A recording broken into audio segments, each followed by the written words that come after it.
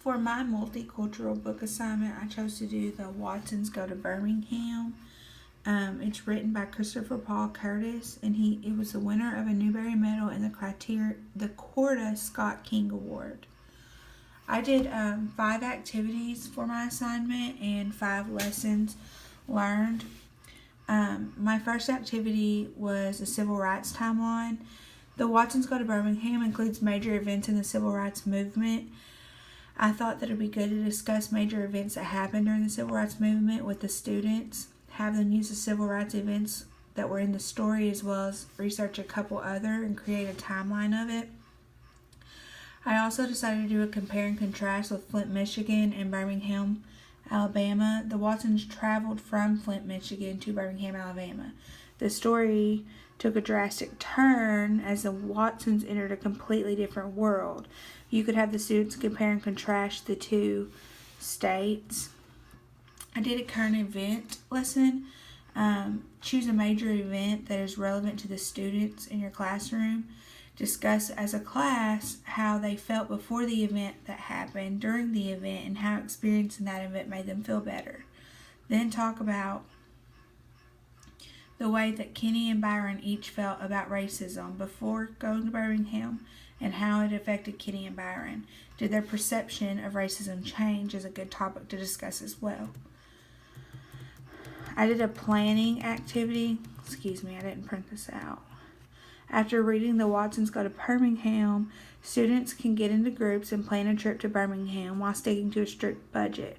Students can use math skills to calculate costs and geography skills to plan for their trip as a group. Students will learn and use and research skills to plan a route, find lodgings, and plan group activities.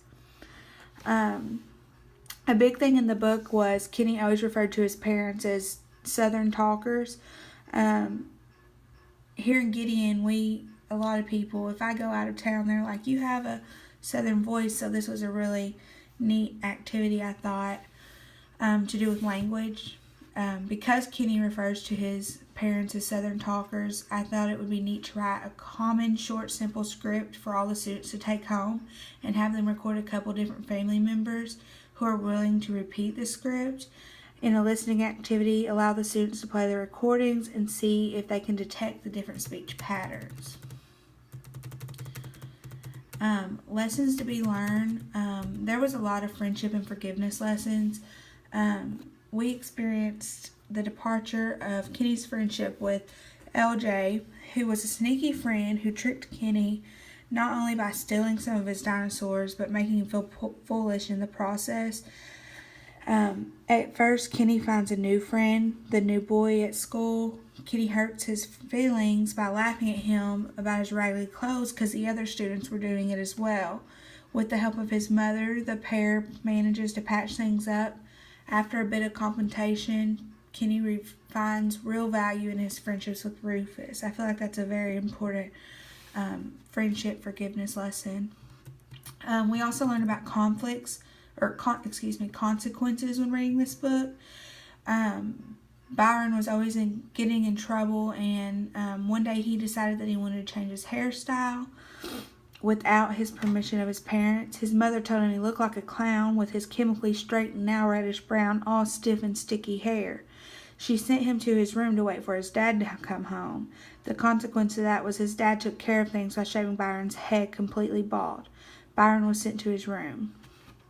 Accepting difference was a big lesson in this book, especially the differences they experienced from Michigan to Alabama. One was Kenny explained how if it wasn't for his big brother, Byron, what they called the boss of Clark Elementary, he would have gotten picked on a lot more because he was smart, he could even read upside down, and he had a lazy eye.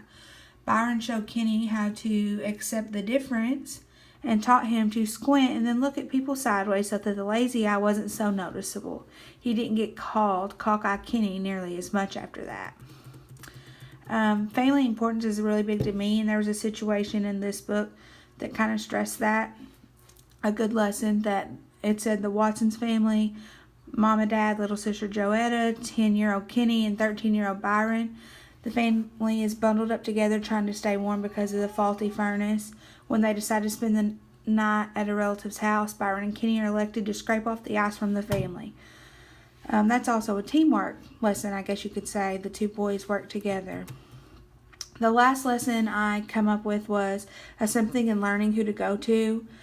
The boys born in Alabama, not really knowing much about the code, the mom actually thought that her kids would freeze to death walking to school. This is probably why she insisted to dress them in many layers, where the Watson kids were called the mummy imitations.